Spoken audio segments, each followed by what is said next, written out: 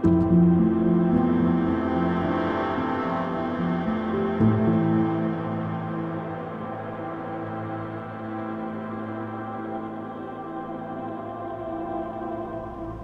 met Stephanie back in 1994. We got married in May of 2007. It was everything I had dreamed of, 3 children, a boy and 2 girls. Now at this time, in 2007, business was like at its pinnacle. I just loved getting up, going out, going to work, coming home to my family. It was an incredible time. 2008 is where things did shift a lot and change. When the financial crisis hit, I was holding all this real estate and we wound up selling everything for nothing, to the point we were just zero or even, in the red. There was a point I remember digging through change in the closet just to put enough money in for gas. Having come from, a multi-million-dollar building business to, I was just looking through what change I had to put gas in the car. It was kind of embarrassing and I felt shame. It put a strain on our marriage. Felt very disconnected for a long time. It was one thing to see like a business that you worked for and dreamed about to fall apart, but then now my marriage was being affected and I was seeing and feeling my family being torn apart. Eventually, things got really difficult and I decided to move out. Our divorce was final in 2014 and it was extremely difficult. It started coming to my attention that Stephanie was having an issue with prescription medication. I realized that she was having a real hard time and struggles with it.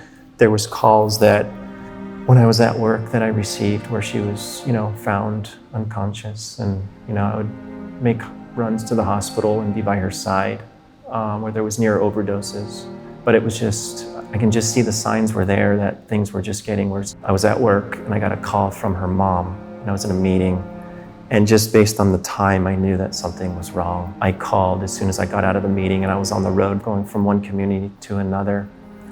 And the first thing that she said was, "If you're driving, you need to pull over."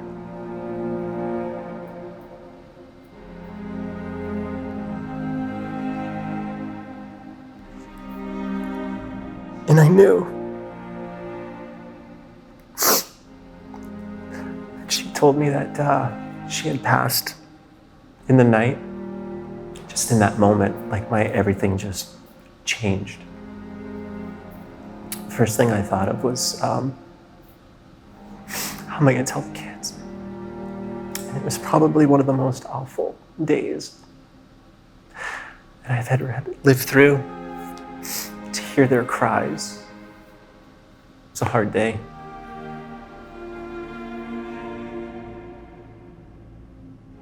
Stephanie was really the first person I ever lost that was really close. I was seeing a grief counselor. I just remember speaking to her and telling her how I just felt like on my heart, like I want to go to church. I was searching for something, I was searching for answers. And she said, "You should go check out some churches." So I did. And I live just a mile down from the Scottsdale Hillsong campus. And I came in on a Sunday morning. I was nervous.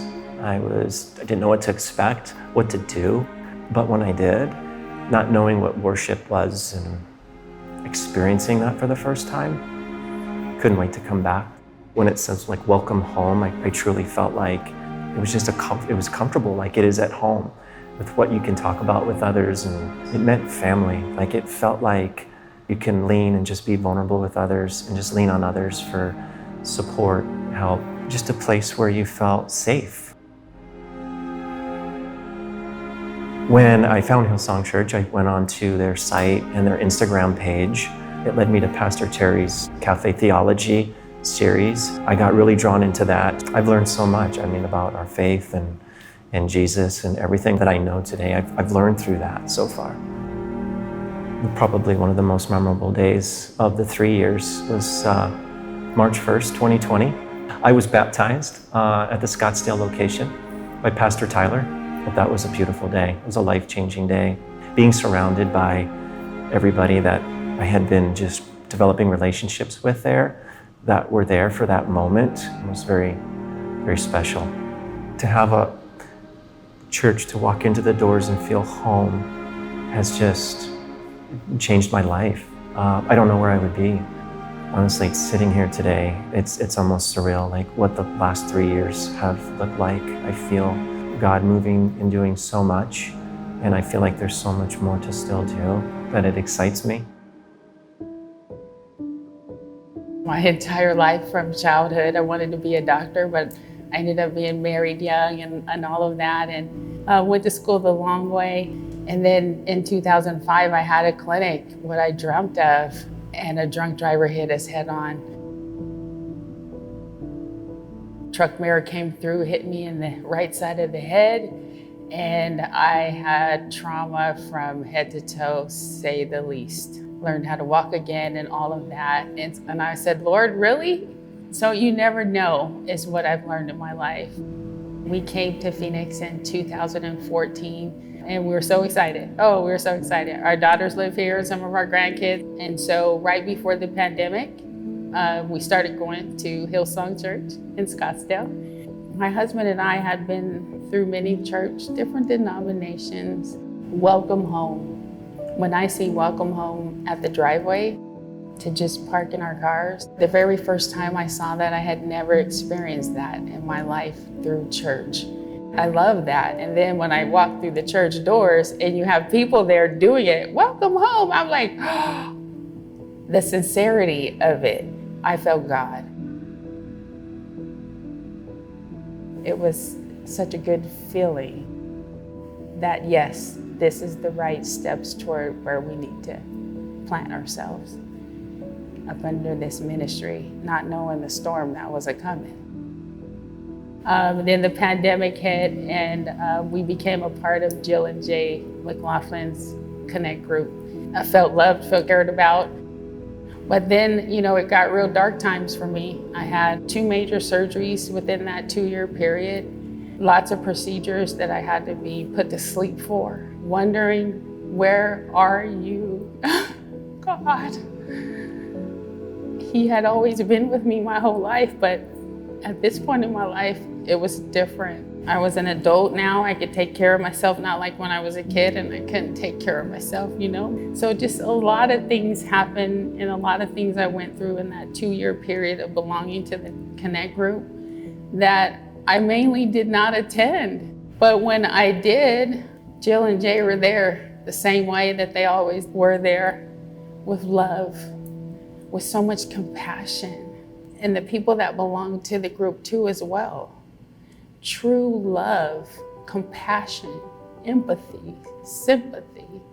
When I was present, it was like I was having a party, celebrating me. When I wasn't there, I still felt them there, and that's prayer. That's prayer.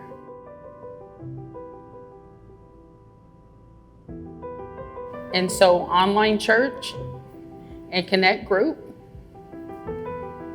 they sustained me.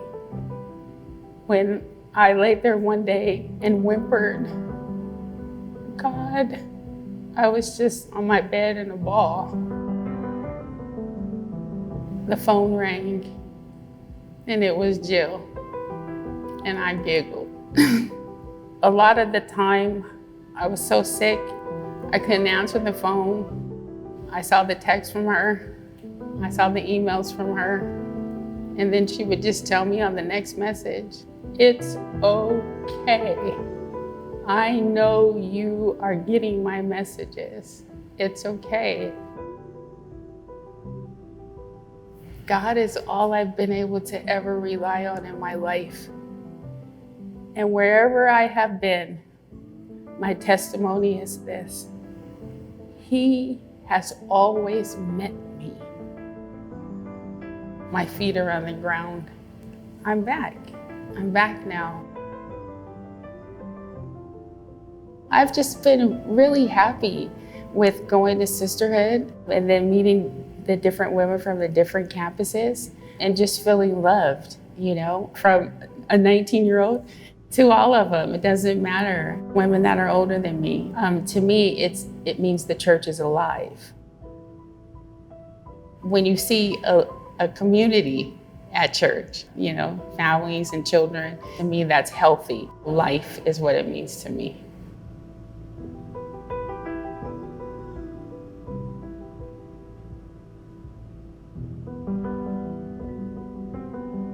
This storm has been one where I said, okay, God,